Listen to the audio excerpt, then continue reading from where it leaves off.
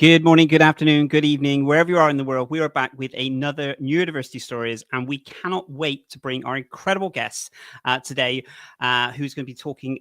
She's an educator. She's worked on the Neuralign program. She's done some phenomenal work. She'll be talking about her son, and we'll also be talking about some amazing topics around this. So please do, as always, let us know. If you have any questions throughout the show, then please, again, do let us know.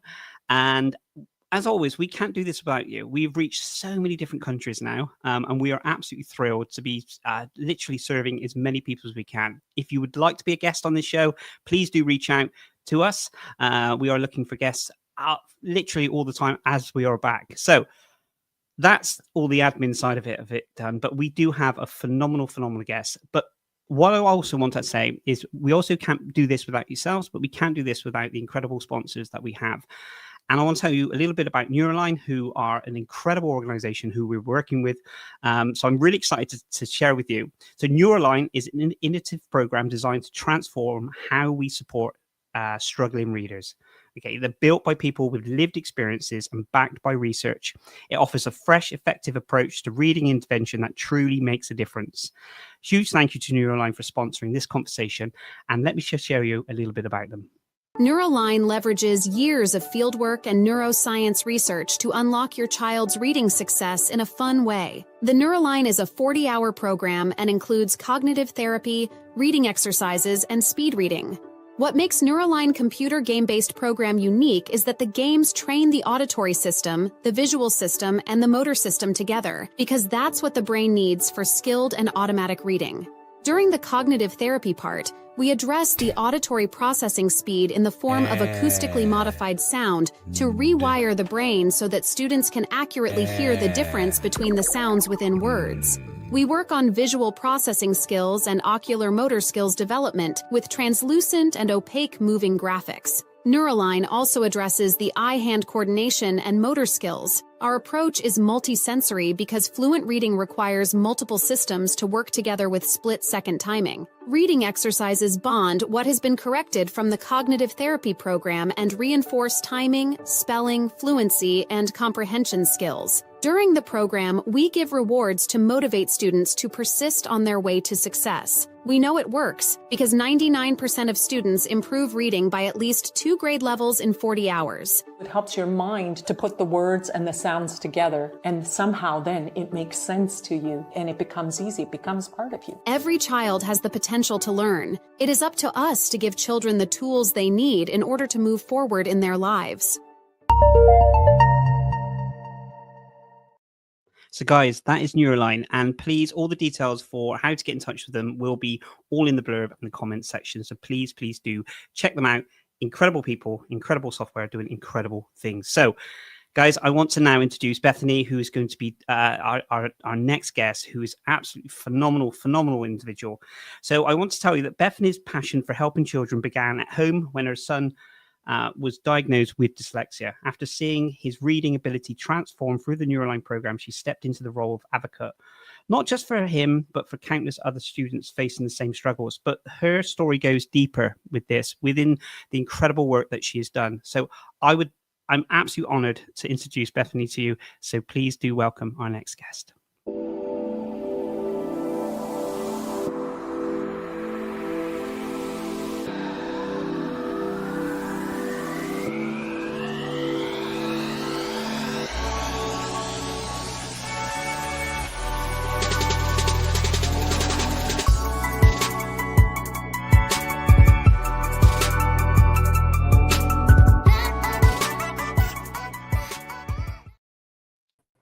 Bethany, thank you so much indeed for being a guest on our Neurodiversity show. Thank you, Darren, so much for having me. I'm glad to be here. Wonderful. Bethany, I want to kind of just dive straight in, if that's okay, and just tell our listeners and viewers just a little bit about yourself, if that's okay. Yes, absolutely. So I'm coming to you from smack dab in the middle of Midwest continental U.S. in the St. Louis region. And I am a mom of 2 kiddos, a 13-year-old and an 8-year-old, and I'm a teacher as well. Been in the education system for about 18 years, first in the public setting and now in the private setting. and always been in the area of English language literature.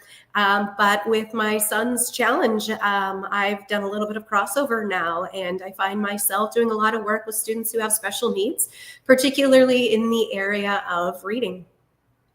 Wonderful. So have you always had a love for education and helping people? Where did that begin? Yeah. So I was a natural student. I talk about it in terms of like straight line learning. I enjoyed the school environment. The boundaries were clear. I enjoyed learning. I picked up reading relatively easy when I was young. And so I navigated the system well. In fact, really, believe it or not, I guess maybe more so, I sort of played the game, if you will, of school. I knew what was expected of me.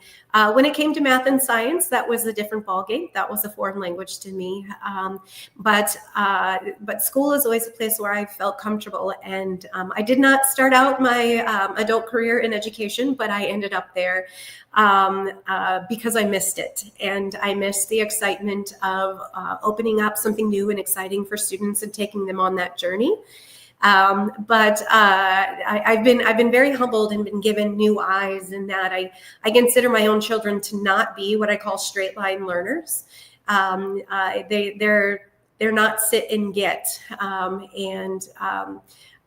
So I'm my eyes are open to, wow, I need to be watching for students in my class who are not that either. That so much of learning is actually not about the content, but learning how to learn. And sometimes for students, that means developing strategies to overcome some challenges that they were dealt outside of their control.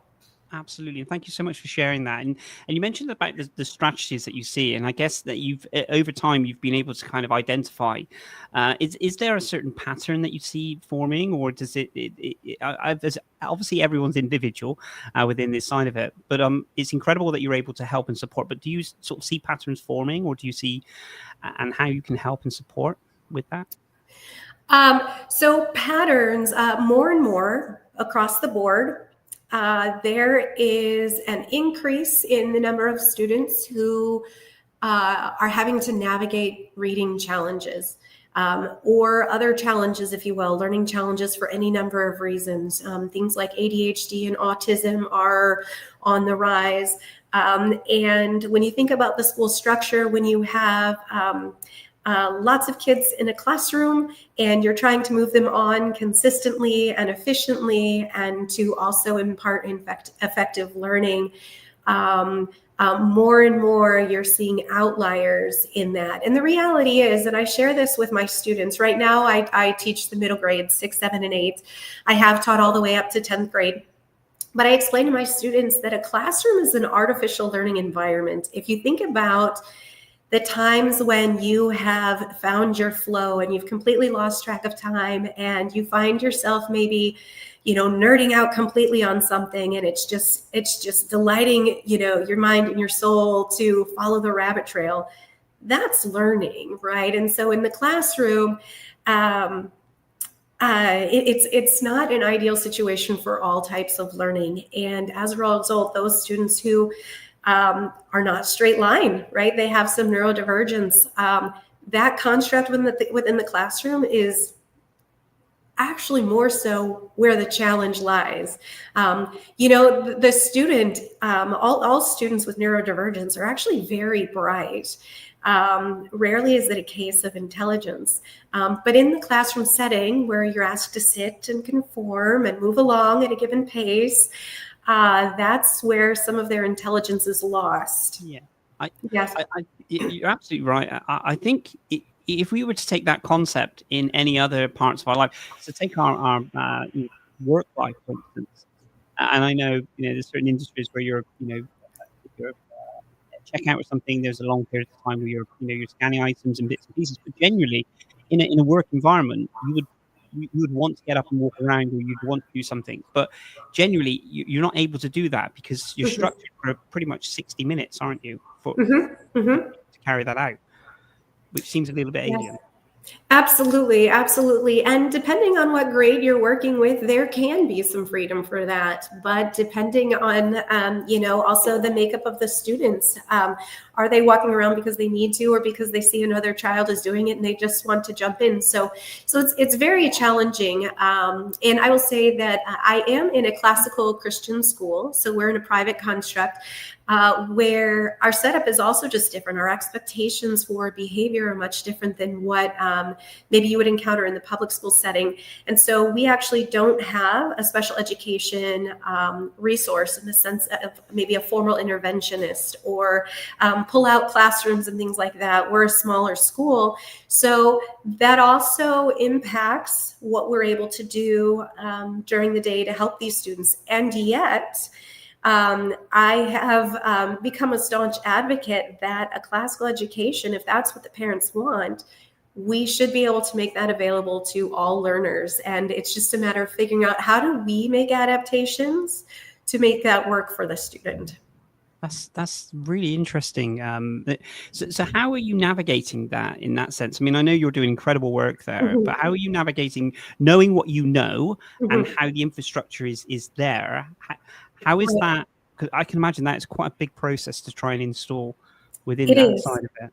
It is. It requires lots of conversation with administration, and it requires baby steps because we're very much of the mindset that if a student graduates from our school, we are pre-K through 12th grade, that they must complete the same work that all students have done. We don't want to water down a diploma or a certificate because students maybe were allowed to avoid certain subjects because of their challenges.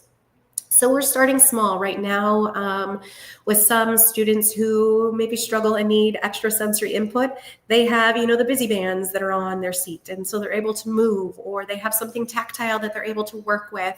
It helps if in general for the whole class, we take sensory breaks. Sometimes we'll do that, and we'll start doing some cross-lateral movements just to get everybody energized. If one student needs it, chances are other students would benefit from it. Last year, we had, we had about 8 students in our small lower school student body of about 120 who were struggling to read. And so I started using my plan time and after school to cycle through these students. I began working with them on some targeted phonemic rebuilding.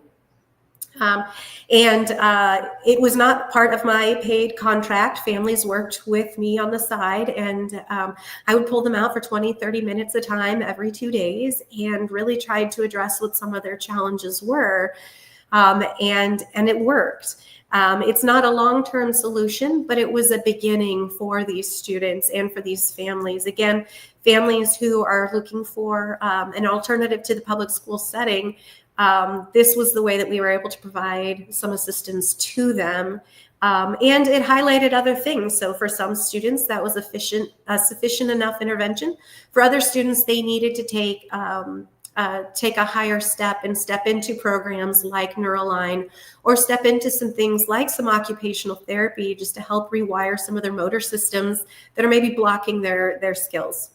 Absolutely. Well, it's truly wonderful what you did. And I can imagine it increased their confidence within their learnings. And I think that, and going back to, the comment you made, which was absolutely right in the sense of, the way that the structure is for individuals, and it can, I guess, lessen the creativity and the confidence in them. If you ask a child to sit in a seat in the same thing for 60 minutes, and then you're asking a child to sit, or even 45 to 60 minutes, you're asking them to sit in a seat for that period of time, and then to be engaged with something that they're not interested in or they're struggling with.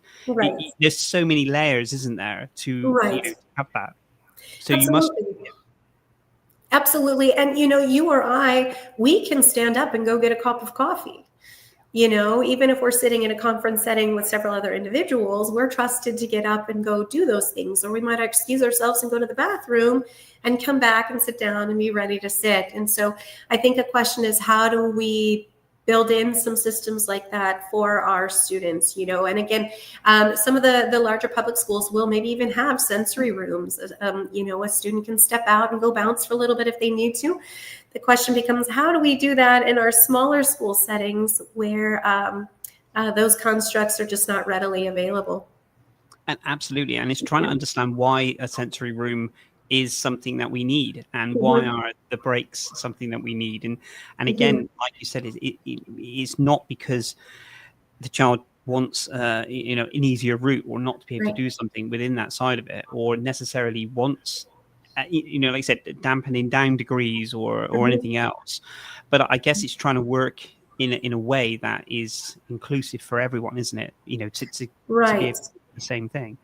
Right. And there's a delicate balance in that it's inclusive for everyone without then creating an added distraction for anyone else. That's I think the delicate balance that we're trying to figure out right now is how do we provide some relief for those students who maybe need to get up, move, get around, but then other students aren't necessarily wondering, well, why did he get to go do that? Or why does she get one of those, toys to fidget with? I want to fidget with that toy. So I think it's multiple layer.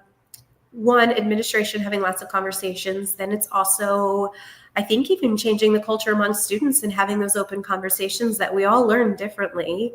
Some of our classmates, some of our friends are going to need maybe little supports that others aren't going to need, right? And so maybe it's this idea of how do we respond charitably to our comrades in the classroom whose learning may not look like ours, and not demanding that ours looks like theirs.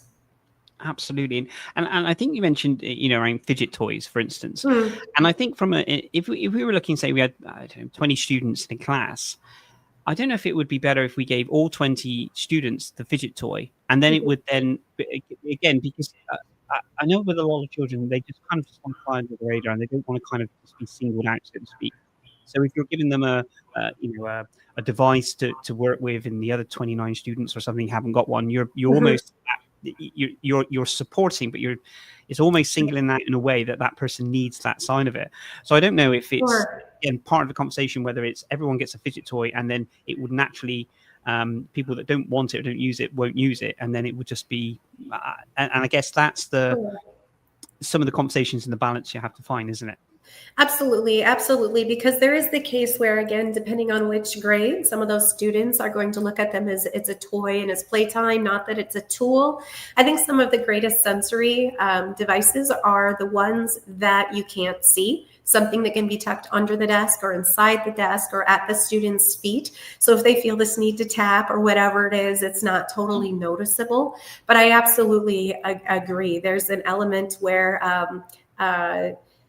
just making it available across the board might eliminate some of that stigma, for sure. Absolutely. I always remember in school when I was able to sit certain lessons, there was I look back in my school days and I think to myself, dyslexia just wasn't readily available. It just wasn't a terminology that I knew of. I didn't know the word terminology dyslexia until the age of 36.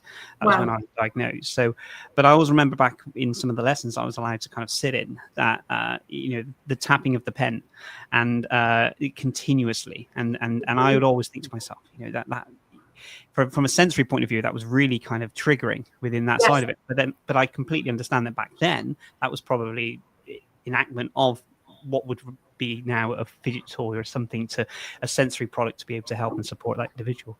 Absolutely. And finding those things that don't make noise, right?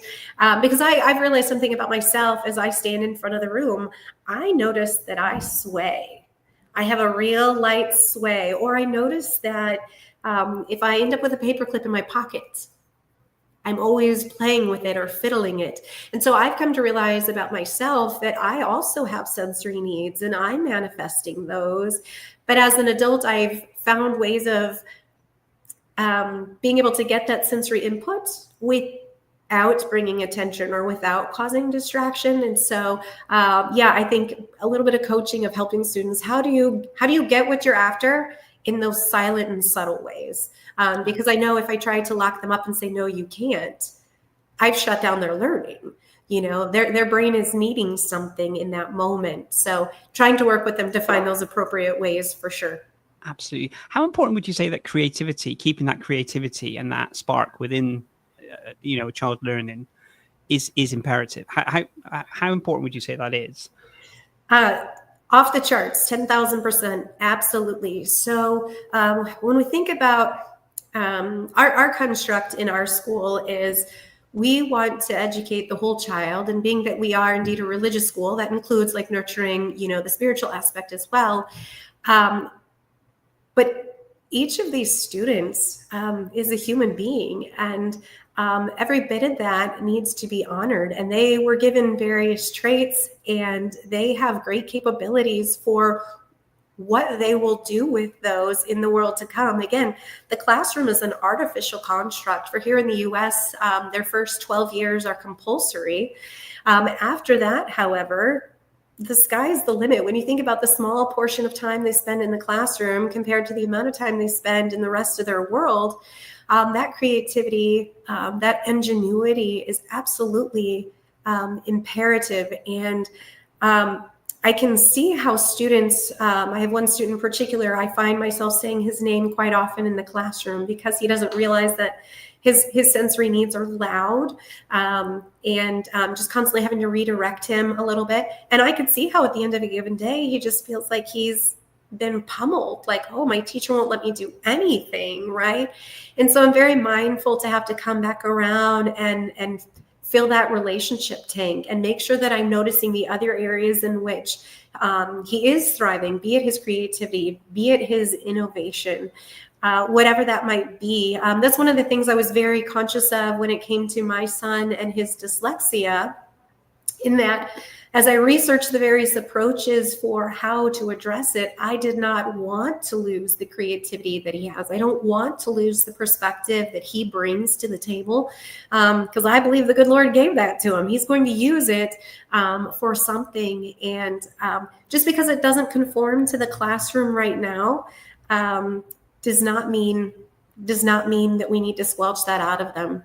Absolutely. And I think it's a real shame, isn't it, that we see, I mean, I can only talk from the UK, so we call it secondary school, not high school, and I can only see that certain individuals, and I had it myself. You go from primary school, which is the primary to secondary, kind of really excited and everything, and then you go into the secondary school, which would be high school. And it almost feels like you're being suppressed. Every year is another element of being suppressed in your creativity or the way that you have to conform in certain ways within this life. And there's so much pressure. I mean, you're growing, you're developing yourself, you're understanding, you're learning about yourself in this sense. But I do see the creativity side of it. Don't move, don't do this, don't do this, don't do this. And I think there's only certain lessons where you are able to be creative, I guess. But a large percentage of time, it does seem to be, in some outlets, it do seem to take it away.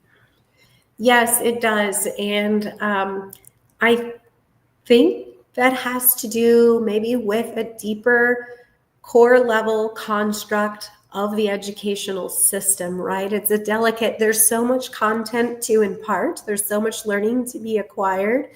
Certain subjects certainly more naturally lead to that. I also wonder as well, when you are a teacher in the classroom, many times those teachers were students who did well in school and maybe didn't have as much of a struggle. And as a result, there may be a lack of awareness of that piece of students that is being squelched. I know for myself in my teacher training, I had one semester course on students with special needs.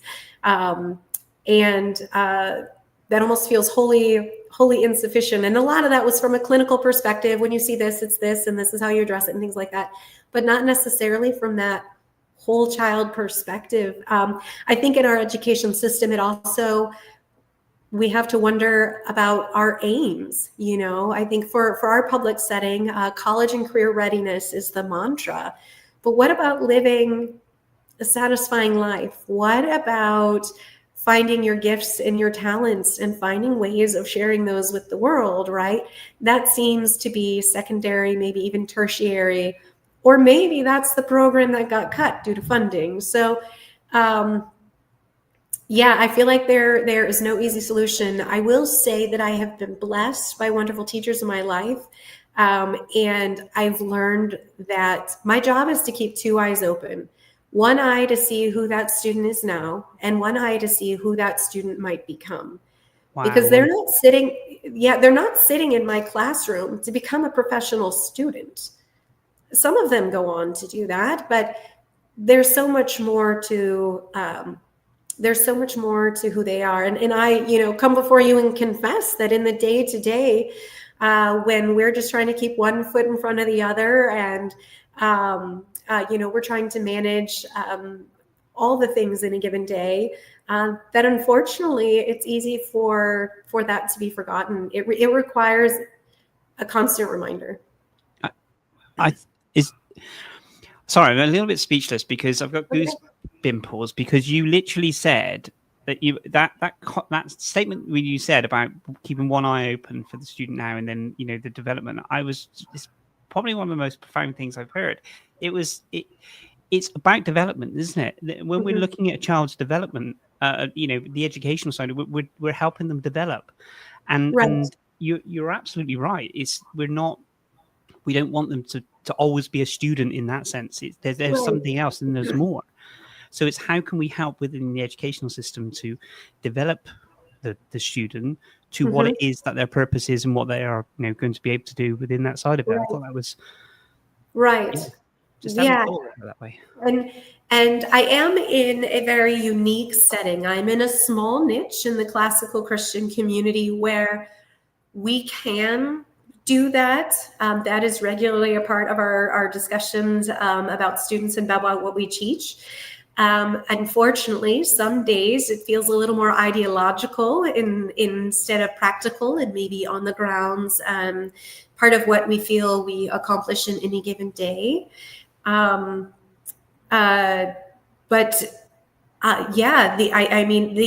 aim of why someone is an educator, the aim of why a school exists, the aim of why an education system is even in place, really sets the tone for whether or not that's even a possibility. So I think of, great teachers throughout history. Sometimes there are movies about them, or many times people will have that one teacher who they felt really saw them. And I think the key is, how do we really see our students every day and still have energy to go home and, attend to our own families and nurture ourselves, Yeah. I think when you say, when I think it's that thing, isn't it? When someone sees something in you that you don't see in yourself in that type, and that is the most beautiful thing I can imagine within any kind of educational role, that you're, and you always seem to, even though my school days were really, really difficult, I still remember a couple of teachers that were just like angels. They were just incredible individuals that literally, regardless, they didn't judge me. They didn't, it was just, they were just at ease. And I think beauty, isn't it? When you become one of those, if you can become one of those support mechanisms in a way that for a student, you're with them forever. Absolutely. Yes. Yeah. And that can go on to change the trajectory for a student for the rest of their lives. Yeah. Well, when we look at the educational system, and I'm just touching on the fact of, if we took an average day, there's so many lessons that were, talking from a UK perspective, that we can do an hour of one lesson, an hour of another lesson, an hour of another lesson. If you were trying to do this from a work perspective, every single day, and working on one project for just an hour, and then another project for another hour, and another project, for me, I know that I would burn out in that sense, because the minute you start really focusing on what it is that you're trying to do to try and get somewhere with it, you're then thrown into something else and something else, something else. Right. And I think from a neurodivergent point of view, I like to sort of focus on something, and sometimes I hyper focus, but I think the lessons, in the sense that we do a snippet in the sense of certain things and certain things. Maybe that's part of some of the challenges that we find. Certainly. So you're hopping in and out, right, all day long. So I have some flexibility with my schedule. Our secondary school, their classes are 45 minutes each, and they have 7 a day. In my middle grades that I teach, I have 9 different subjects that I prep a week. And so we don't necessarily hit all 9, but we might hit 7 in a day. Some might be a half hour, some might be 15 minutes, for example, when we're doing our math drills and things like that. So imagine, yes, the neurodivergent mind that spends 15 minutes on something, and now we quickly need to transition to do something else. And I try to provide my students with a few minutes between those transitions, use the bathroom, fill a drink, transition their materials, things like that. But even that is just one more transition, right? Yeah. And we have played around with this idea of, well, maybe do we have a very heavy emphasis on literature for one semester and then switch to composition the next semester. And then instead of just hopping every 45 minutes, then you're actually able to dive and spend 90 minutes on something and really follow the trail, really get into it before you have to pop back out. But again, the scheduling and the administration of that process, we've yet to come to a proper solution. And wouldn't it be lovely if, we could all homeschool and we could take a deep dive on whatever we want for as long as we want, but the practicality of that is just not there, right? Absolutely. And again, one subject one subject they would necessarily be really kind of into, and then another subject probably not. So again, it is that fine balance of saying, well, actually, we're now going to be doing 2.5 hours on this subject, and suddenly it's thrown. So I completely understand, and not, I have so much admiration for educators, and I know it's very, a very tricky balance on so many things. And again, the restrictions that you have within that side of it as well. So I completely understand.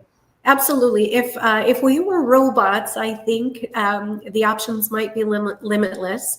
But then we would also be lacking the heart and the spirit that is needed to make it all work as well.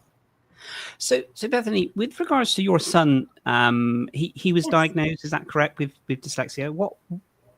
What age was that?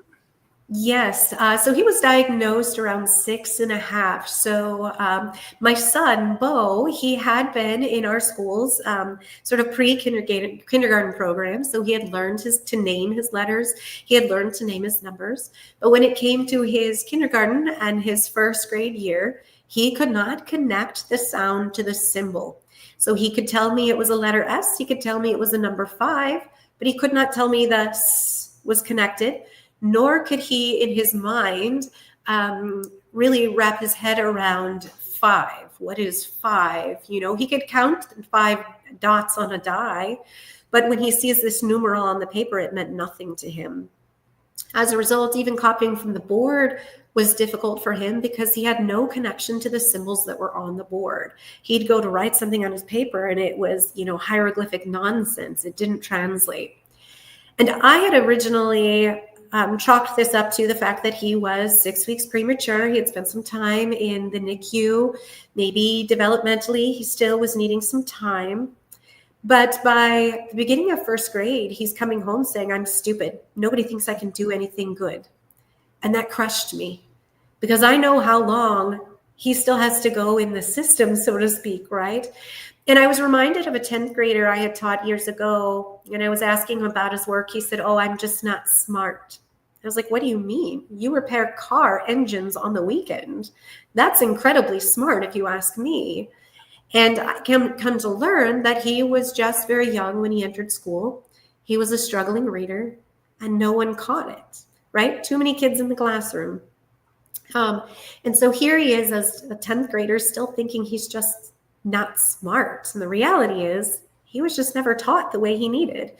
And so I knew I had to do something. So by the end of first grade, we had confirmed by specialists that he did indeed have dyslexia. I had suspected it. So not only typical B and D reversals, things like that, but he would have these peaks where he could retain information, and then he would have these valleys where nothing he's learned is sticking, and we'd ride this wave. So as much as we worked on his spelling from week to week, he could only artificially hang on to it for a short period of time. And so that to me has also become a sign of a student is struggling. They're not retaining this long term. So we had him tested, but in my 10 years in public education, I had about 2,500 students. A sizable portion of that, probably 25%, were struggling readers. Now, we know, according to our national scores, only 30% of our publicly educated population is reading at proficient or advanced levels, right? So this challenge with reading is very widespread. But I would see students taken out into rooms for pull-out interventions. They would have tests read to them to help them with their reading challenges. But not once in those 10 years did I see a struggling reader improve. So when it came to my son's dyslexia, not gonna lie, I panicked. What am I going to do? I've never seen anything effective. I don't want him thinking he's stupid for the rest of his life, because that's not true. And so I knew that if I was going to employ an intervention, I was not going to use the mainstream repertoire that existed. That's not to say that they maybe don't help in some way. But again, when I was working with students who were at the secondary level, they still weren't reading. And the poor affect on their spirit had done its work. They just labeled themselves as no good, which resonates with your story, right? And it just tears me apart to think that that's how they see themselves. So I did not have the money to go seek out someone to do the work for me, to send him to, an intervention center. But I had a tenacious spirit. And so over the course of a couple months, I digested about 1,000 pages of reading to really understand what is dyslexia. I think it's not as complex as people make it out to be, and yet it's a little more nuanced than their B's and D's are tricky, right? And so I wrapped my head around differing perspectives, and I kept coming back to this idea of neuroplasticity, and the idea that with two hemispheres of the brain, the right hemisphere usually is the brain that kicks on first as we're growing and developing. And it's not true that one hemisphere reads, the other does math. Both are required for those tasks in various ways. But what I came across was this idea that the connections were not being made between the hemispheres. His right hemisphere was trying to do all of the reading and processing tasks, but there are parts of the left hemisphere that are absolutely essential to being able to decode, to be able to make the connection between the sounds and the symbol. If he tries to continue to artificially do it with the right hemisphere, it will not work. And this is why dyslexia is not something you can tutor away. If it truly is dyslexia, it's a miswiring in the brain. Connections are not being made. So as I did my research, I came across Neuralign, and it very much spoke to the neuroplasticity of the brain and rewiring those connections. Now, you talked about the creativity piece. I did have a concern. Well, what if I engage in this therapy for my son? It rewires his brain so he can read, but he's not the same boy anymore. What if his creativity and the way he sees the world and his sweet, deep, compassionate heart are different, right? Because we're talking about the brain. And I'm happy to say all of that is still intact. But the cognitive therapy involved to really get those hemispheres speaking worked wonders for my child. He has a classmate who was also diagnosed with dyslexia around the same time. He was diagnosed around 6.5. He's now 8.5. He has a peer who they've taken more of a tutoring route, and he continues to go to tutoring. I believe it is 2 days a week. And they've been told he needs to continue to go so that he doesn't regress. But Bo and I had success working through Neuralign cognitive therapy over the course of 2.5 months. And he's on par reading with his classmates. The program, excuse me, as you saw in the commercial, it focuses on the cognitive therapy aspect. So it does the visual, it does the motor, it does the auditory. And through game-based modules, it's helping the student make the connections between the hemispheres where they're not firing. Now, I don't have all the scientific definitions. Ingrid Poupard, who is the founder of that, could certainly explain that better. But it has significantly changed his life and our life. He went from scoring D's and F's on his spelling tests, and then in second grade, he was scoring A's and B's. He went from not being able to read the world around him to where I can't type a message on my phone with little nosy reader wanting to see what it is I'm texting, right? And we were driving around town and he sees the signs and he's reading these multiple syllable words.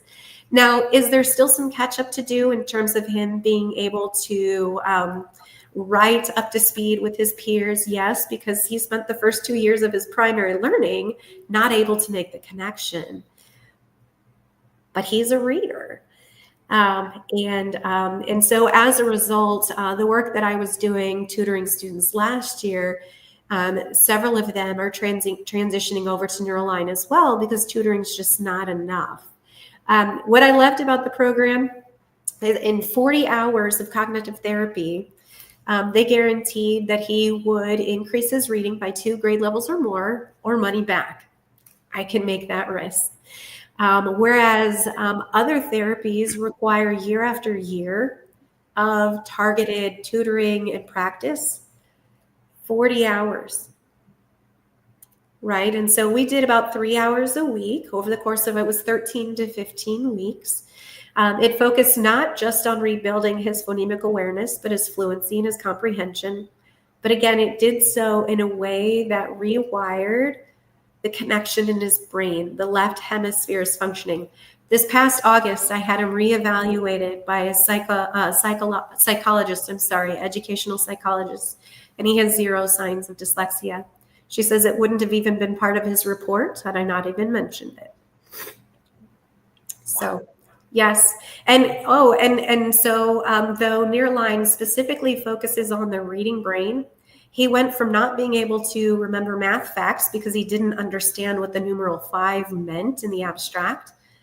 He's able to do more than his math facts. He's able to handle grade appropriate math concepts, right? You have your multiple digit subtraction, addition, you're carrying, you're borrowing, all of those things that are appropriate right now for 3rd grade reader. More importantly, his heart was restored. He doesn't go around calling himself stupid, right? That mantle has been lifted from him. And one other interesting caveat, Bo, due to being in the NICU and the way he was fed, he had a little lisp with his S's and Z's. That's gone, right? So now hear me, please, right? This cognitive therapy isn't exactly designed to cast an enormous net and correct all the things that maybe present challenges, right? At the same time, what they're finding is that as they rewire the connections in the brain, several other things are falling into place just by virtue of reestablishing those connections. That was truly breathtaking, listening to the story of and the journey that you've both been on. You've all been on within that side of it, and I go back to kind of raising that confidence and that person who's now independent in that sense that they feel confident to be able to to do these things, and reading is just so important within Yes. any form of confidence, isn't it? Absolutely. Reading is perhaps, next to giving them life, reading is perhaps one of the greatest gifts that we can give our children, right? I believe you've spoken with Ingrid, who is the founder of the Neuralign program, and she herself could not read as she was getting ready to bear her own children, and she wanted to be able to give them that gift. This is another beautiful thing that I love about Neuralign. This is not created by an educational company looking to get the next dollar. There was blood, sweat, and tears as she trained herself to read, and then as she shared this with those around her and the world. And it is making an incredible difference, one reader at a time. In fact, I shared with the company, how do we get these in schools? Because interventionists are wasting a whole lot of time and a whole lot of money on things that aren't translating to success for a young one, right? How can we course correct and give them this gift of reading? Whether they go on to be people who enjoy reading for their own enjoyment or not, to know that you are literate in the world around you and you can participate in the same things that everyone around you is participating in, just to know you can drive down the street and successfully navigate your way. Remove so much fear and so much unnecessary anxiety off of a shoulder. It's one of the greatest gifts we can give to further our civilization. Absolutely. And I love the fact that you mentioned about Ingrid and her story as well. And I think, the greatest challenges that she had was the greatest gift that she was able to give others because of those challenges. And then she wanted to make sure that, I remember speaking to her and Erica as well, and telling me that, she did not want anyone her daughter to feel the way she felt and to go through what she went Yes. through. And I think, she absorbed a lot of that pain to be able to then create something which was, and what a gift.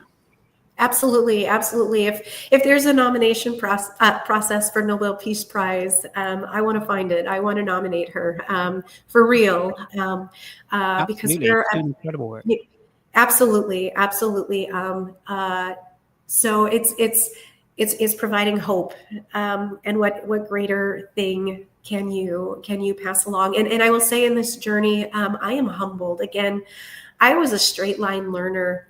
And as a teacher in my early years, I did not have eyes to see. And to all those students and all those families, I apologize. I didn't know. And now I do. And I know very real what it is to watch your child struggle and to be, in a system that is far greater than you, and it has its constructs as it's trying to educate the masses.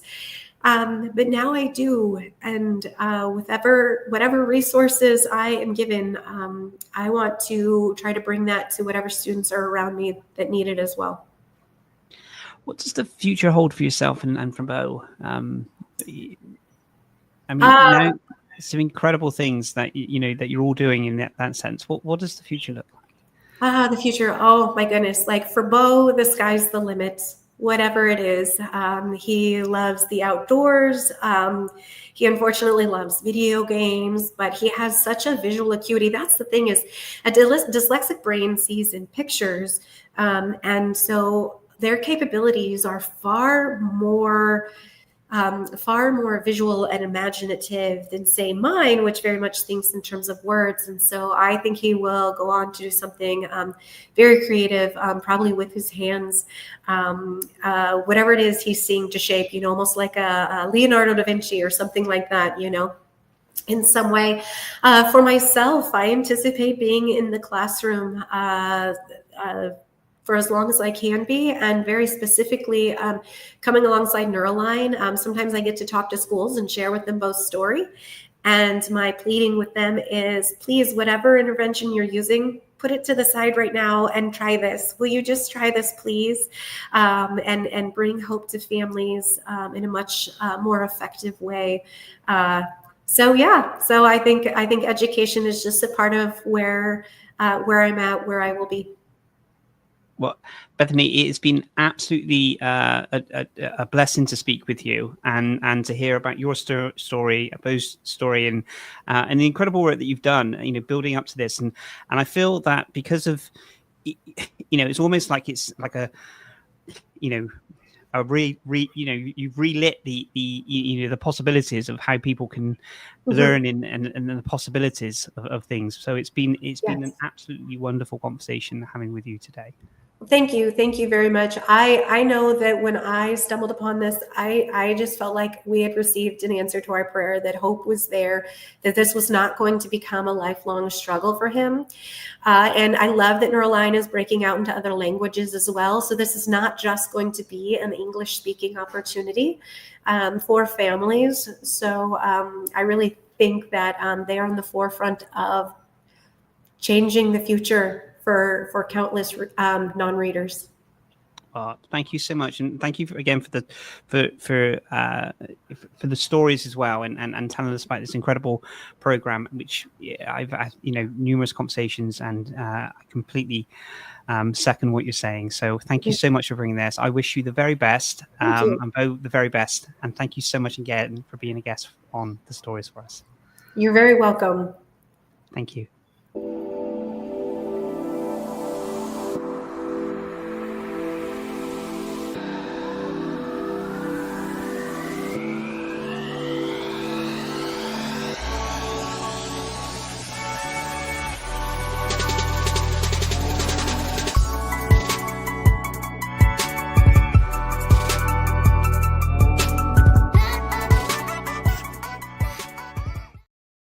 So a massive thank you to Bethany and telling us all about the incredible work that she's doing. Please do check out Neuralign. All the details for this incredible program will be in the comment section, and obviously the links to wherever you have found us on all the different social media platforms as well. We'll be back next week with another neurodiversity stories, but thank you as always for all of your participation, and we look forward to speaking to you soon. Take care, guys. Cheers. Bye-bye.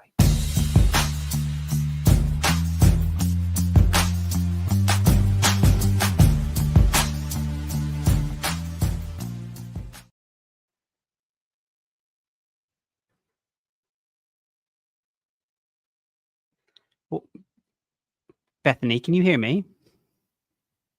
Oh, 1 second.